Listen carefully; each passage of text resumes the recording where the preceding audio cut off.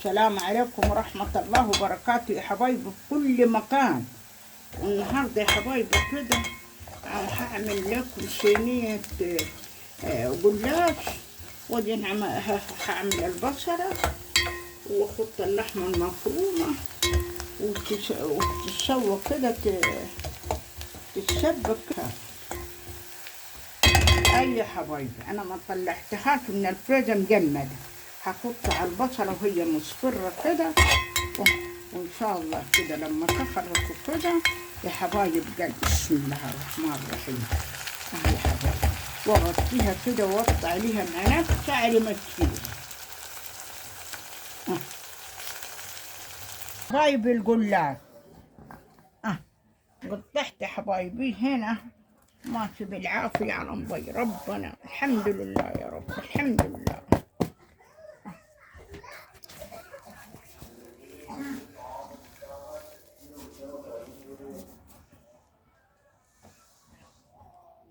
يا حبايب هاخد كده السمنة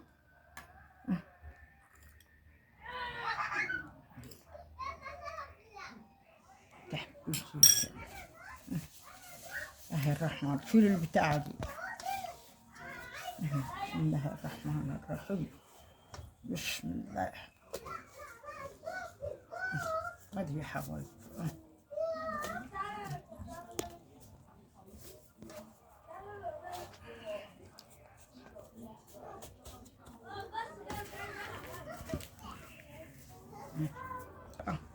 تماما تماما مية ايه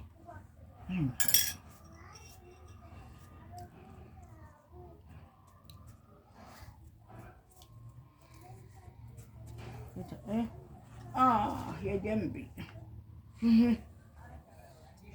بسم الله الرحمن الرحيم.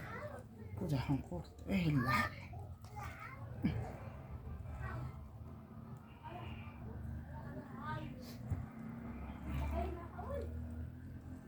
يا حبايبي كده ايه صحيح اللحمة قليلة يلا على قد الايد نعمل ايه.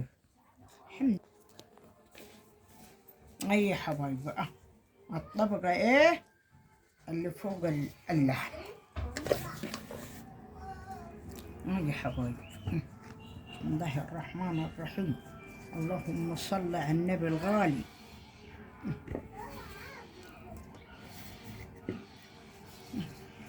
شوية كده نحط ايه عليها يعني بيضة وشوية لبن ونشوفها ايه كلنا مع بعضنا ان شاء الله يا حبايبي.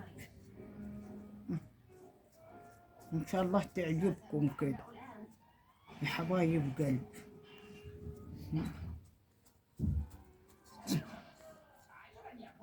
يا حبايب ادي البيضة وهو اللبن، كوباية لبن كفانا رضا من عند الله. بسم الله الرحمن الرحيم.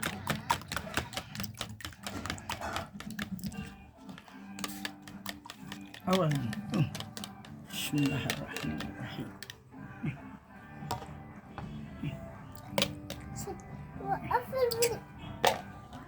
هاي يا حبايبي دلوقتي ايه نحط ايه في الفرن.